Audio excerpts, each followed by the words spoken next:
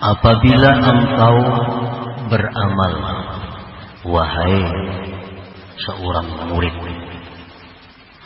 Jadi ini khitabnya kepada murid, bukan kepada orang awam, bukan kepada orang yang sudah ma'rifat dengan Allah. Ini tujuannya kepada murid. Nah, murid itu artinya boleh kita katakan murid itu orang yang ingin, yang hendak ma'rifat kepada Allah. Orang yang ingin, yang hendak dekat kepada Allah. Orang yang ingin, yang mau dicintai oleh Allah, diridhai oleh Allah. Nah, itu murid. Jadi tujuan di sini adalah kepada mereka. Dan mudah-mudahan kita seluruhnya termasuk murid. Artinya orang yang ada keinginan, ada tujuan untuk dekat dengan Allah. Termasuk orang yang ada tujuan untuk kekasih Allah. Nah, apabila engkau beramal, wahai seorang murid, akan suatu amalan, sembahyang atau yang lainnya, untuk pahala yang akan datang seperti surga dan kenikmatannya. Atau engkau beramal, wahai murid, karena pahala, balasan, ganjaran yang segera di dunia, kal ilmi laduni, seperti ilmu laduni.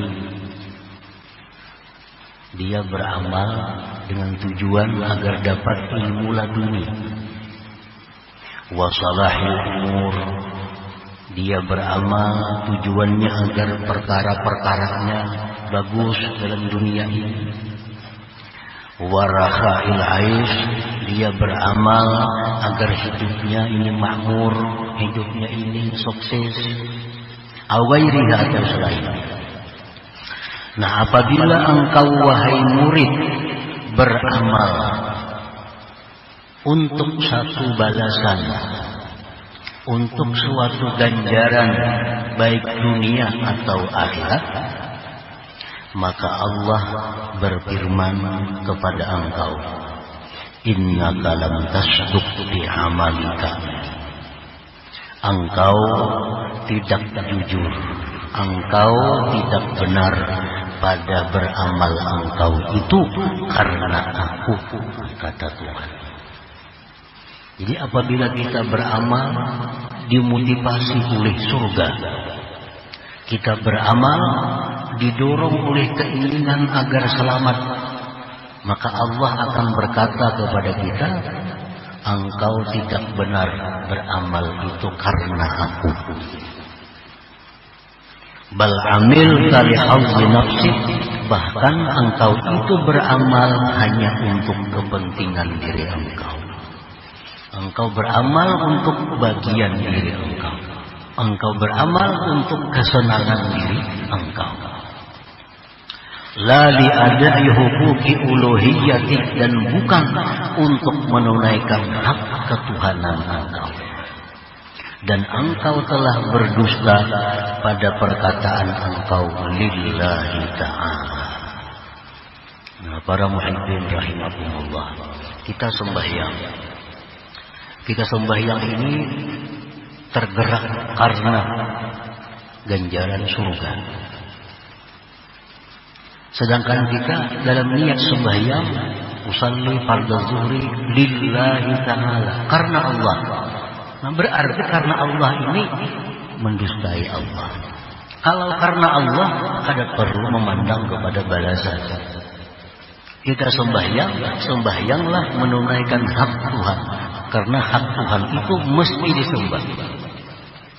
Kalau kita puasalah menunaikan hak Tuhan. Kalau kita berzakatlah menunaikan hak Tuhan.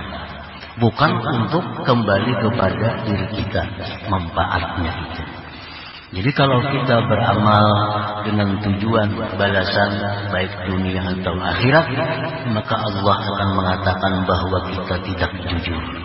bahwa kita berdusta pada perkataan kita lillahi ta'ala itu.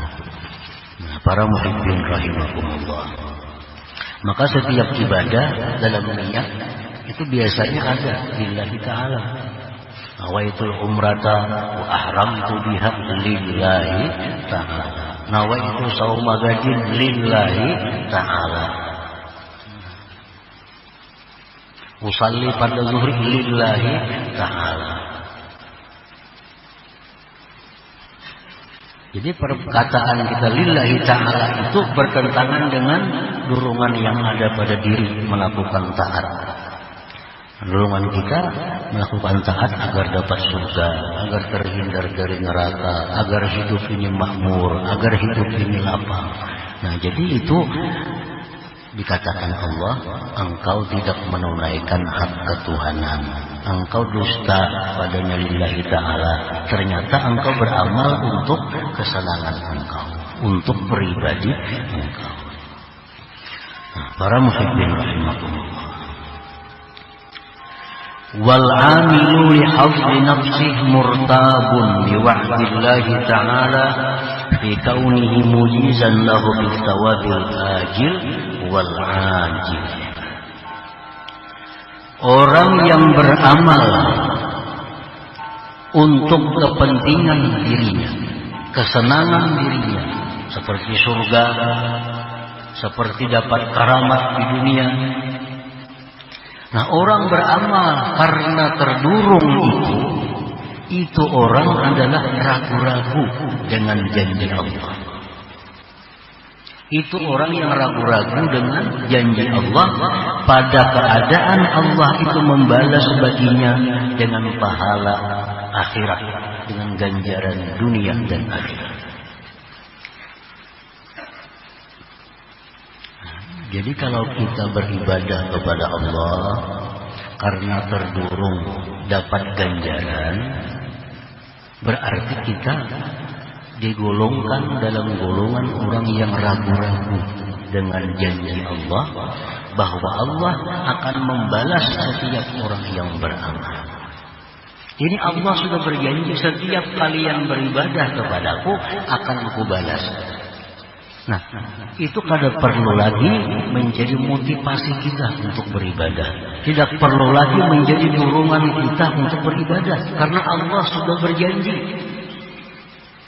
Jadi hendaknya setiap kali kita beribadah, dorongan kita semata-mata adalah menjunjung perintah Allah atau mencari keridhaan Allah Subhanahu wa ta'ala. Masalah surga, masalah keselamatan itu sudah dijanjikan oleh Allah apabila kita bertakwa kepadanya. Qala Allah Ta'ala, Allah berfirman, wa may yattaqillah yaj'al lahu makhraja wa yarzuqhu min haitsu la yahtasib. Ini janji Allah kepada orang yang takwa.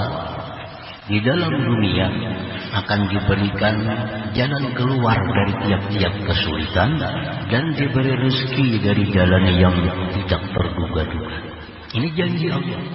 Allah Maha Suci menyalahi janjinya. Barang siapa yang bertakwa kepada Allah, Allah jadikan baginya jalan dari kesempitan, jalan keluar. Dan Allah berikan dia rezeki dari jalan yang tak terduga-duga. Nah, jadi kalau kita menjunjung satu perintah Allah atau menjauhi yang dilarang Allah, jangan lagi hendaknya karena mengharap surga, karena takut neraka. Karena itu sudah pasti. Itu sudah pasti.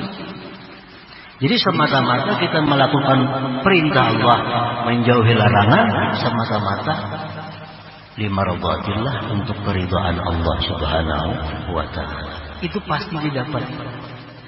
Pasti didapat. Wa qala ta'ala, Allah berfirman lagi, in tasbiru wa tattaqu la yadurrukum kaiduhum syai'an.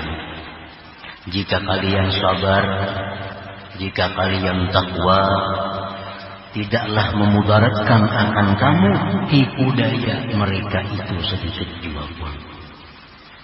Kalau kita sabar, kita takwa, orang tidak akan bisa memudaratkan, mengganggu, menganiaya kepadanya. Ini janji Allah bahwa orang yang takwa itu diselamatkan oleh Allah dari tipuan-tipuan. Nah, jadi kalau kita bertakwa kepada Allah karena terdorong supaya selamat, nah ini berarti kita ragu-ragu.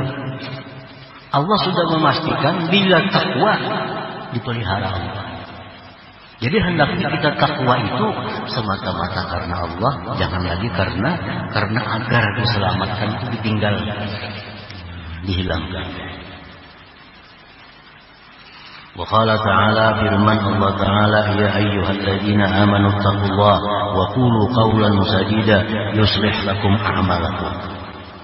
Hai orang yang beriman, takwalah kepada Allah, berkatalah perkataan yang betul. Allah akan baguskan perbuatan kamu, perkara kamu, keadaan kamu. Kalau kita takwa, itu Allah jamin keadaan kita bagus. Nah, jadi jangan lagi kita takwa itu terdorong agar bagus keadaan. Jangan lagi, itu sudah pasti.